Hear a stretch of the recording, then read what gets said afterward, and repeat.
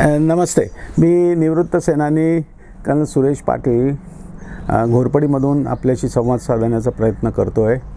आता पहा, आता हे निवडणुकीचे लोकसभेचे वारे वाहू लागलेले आहेत आणि बऱ्याचशा ठिकाणावरून मला म्हणजे आमचे सैनिक तर म्हणजे भूतपूर्व सैनिकसुद्धा आणि बरेचसे माझे सिव्हिलियन फ्रेंड्ससुद्धा, बरेचसे नागरिक आणि काही महिलासुद्धा म्हणत आहेत की सर, तुमच्यासारख्या अनुभवी सैनिकाने लोकसभेला का उभं राहू नये आणि विशेषतः पुण्याला गेले 2 वर्ष कुणी खासदारच नाही आहे आणि तुम्ही आता तुमच्या 75च्या पुढं गेलेला आहात. तुमचा अनुभव फार मोठा आहे आणि तुम्ही नेहमी तुमच्या भाषणामध्ये सांगता की 71च्या लढाईमध्ये तुम्ही यंग कॅप्टन असताना तुम्हाला खूप लागलं होतं आणि तुमच्याबरोबर 6 अधिकारी आणि 47 जवान मारले गेले होते आणि त्याची तुम्ही जेव्हा गोष्ट सांगता तेव्हा खरं अगदी डोळे भरून येतात.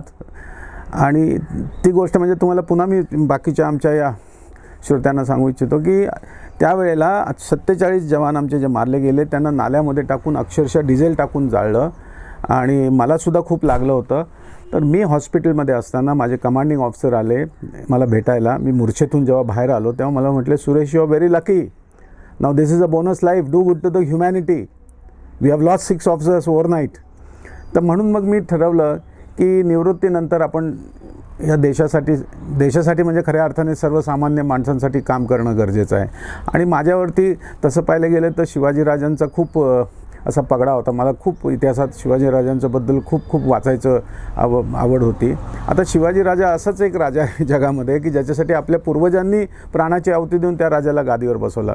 पण त्या काळामध्ये 400 वर्षापूर्वी जितक्या क्रांत्या झाल्या, युरोपच्या घ्या, त्याच्यातली फ्रान्सची क्रांती घ्या, तिथं राजा राणीला लोकांनी कापून तिथं लोकशाही आली. पण आपल्याकडे उलट आहे. म्हणून हा जो राजा आहे हा खरा रयतेचा राजा आहे. तर मला नेहमी वाटतं की शिवरायांनी रयतेसाठी फार मोठं काम केलं. म्हणजे जे आपल्याला अन्नधान्य देतात ते आमच्या शेतकऱ्यांसाठी. आता मला एका महिलेने मगाशी प्रश्न विचारला की तुमचं काय स्वप्न आहे, काय करावंसं वाटतं तुम्हाला. तर मला असं वाटतं आहे की आजच्या घटकेला आपल्याला आपल्या देशातली सगळी धरणं स्वच्छ होणं गरजेचं आहे. आणि आम्ही पुण्याचं धरण गेले 15 वर्ष करतोयच आहे, खडकवासला धरणाचं.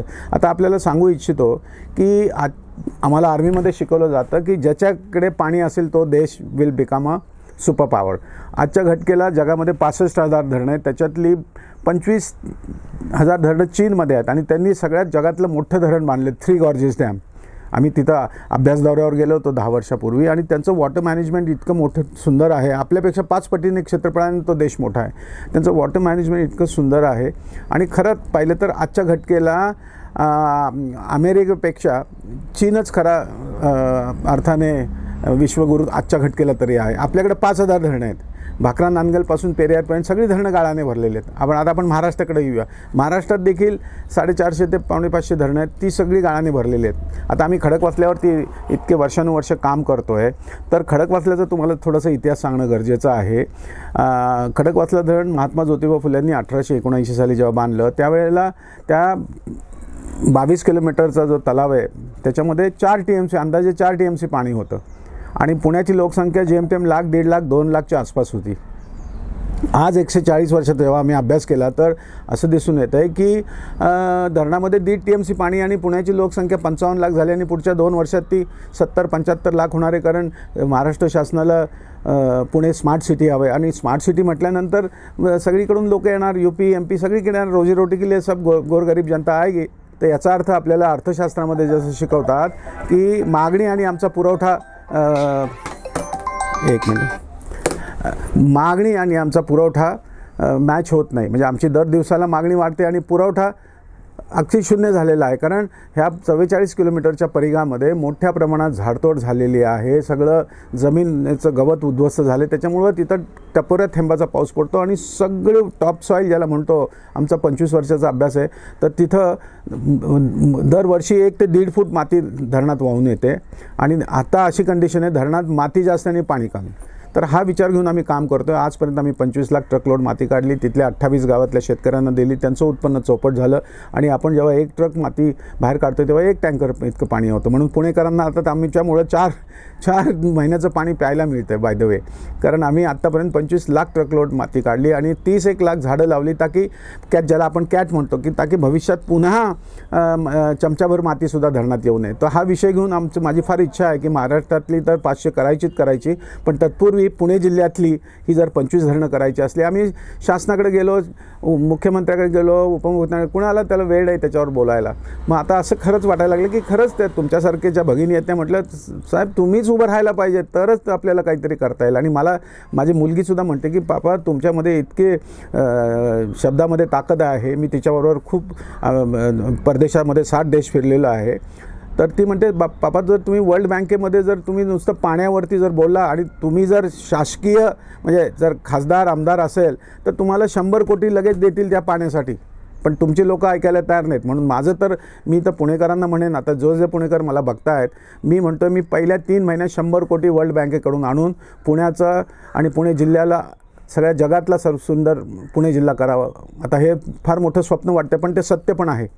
कारण आम्ही साताऱ्यामध्ये नेर धरणावरती पण काम केलं, तर तिथं तर तुम्ही विश्वास नाही करणार, जिथं कुसळं उगत नव्हती तिथं शेतकऱ्यांनी माती टाकून घेतली, त्यांनी 5-5 आणि 6-6 लाखाचं आल्याची पिकं घेतलीत. हे सत्य आहे, जमिनीवरती काम केलेलं आहे आम्ही. आणि मी पूर्ण वेळ याला पूर्ण वेळ दिलेला आहे. मी स्वतःचं आता हे थोडं हुशारकी वाटेल, पण सत्य हे आहे. तुम्ही मगाशी मला प्रश्न विचारला, त्याचं उत्तर हे आहे की मी निवृत्तीनंतर जेव्हा 93मध्ये आले तर तेव्हा मी ह्या 3 संघटना स्थापन केल्या. कारण मला त्यावेळेला वाटलं की आपल्याला राष्ट्रीय एकात्मतेवरती काम करणं गरजेचं आहे, जवानांच्या वेलफेअर आणि आमच्या वॉर विडोसाठी काम करणं गरजेचं आहे, आणि पर्यावरणावरती काम करणं गरजेचं आहे, म्हणजे क्लायमेट चेंजवरती काम करणं गरजेचं. म्हणून मी हे 3 विषय घेऊन काम करायला सुरुवात केली. पण त्यावेळेला रजिस्ट्रेशन झाल्यानंतर बाजारात आम्ही जायचो तर आम्हाला डोनेशन कोणी देईना. मग माझा 3 बेडरूमचा फ्लॅट होता, तो माझ्या मिसेसच्या बरोबर आम्ही विचार करून ते विकला आणि आम्ही ह्या 3 संस्था गेले 25 वर्ष राबवतो आहे. आणि तिन्ही संस्थाचं फार मोठं काम योगदान पुणे शहरासाठी आहे. सध्या आता तुम्ही खासदारकीचा विचार करताय, तर पुण्यासाठी काय नियोजन आहे पुढचं? हां, मी आत्ता हेच सांगितलं ना की पुण्यामध्ये ज्या पद्धतीने पहिलं तर पुण्याचा पिण्याचा पाण्याचा प्रश्न सुटणं गरजेचं आहे. आजकाल पाणीच नाही आहे, आठवड्यातून एकदा पाणी येतं. आता आम्ही कॅम्पमध्ये राहतो, इथं पाणीच देत नाही, आठवड्यातून 1 दिवस पाणी येत नाही. तर पाण्याचा प्रश्न सुटणं गरजेचं आहे. परत आपल्या वाहतुकीचा प्रश्न सुटण्याचं गरजेचं आहे. ऑफकोर्स त्याच्यासाठी मेट्रो वगैरे हे लोक करतायत. पण मी काय म्हणतो आहे की आपल्याला इतकं फंडिंग आपण आणू तर आपले जे नालेज आहेत ते पण सुंदर आणि सुदृढ बायोडायव्हर्सिटी पार्क करू शकतो. कारण आम्ही इथं घोरपडीमध्ये जो नाला केला आहे 2 किलोमीटरचा, इतकं सुंदर बायोडायव्हर्सिटी पार्क आपण इथे निर्माण केली. तिथं आम्ही 27,000 झाडं लावलेली. तर असं इतकं सुंदर पुणे शहर करता येईल आणि सर्वसामान्यांना न्याय मिळेल याच्यासाठी माझा कायम लढा राहील. हां, आता आम्ही सगळ्या बाकी पक्षांना विचारलं, पण ते कोणी आम्हाला द्यायला तयार नाही आहेत. पण आमच्या सैनिकांनी एक आता पार्टी काढलेली आहे, ते सैनिक समाज पार्टी म्हणून.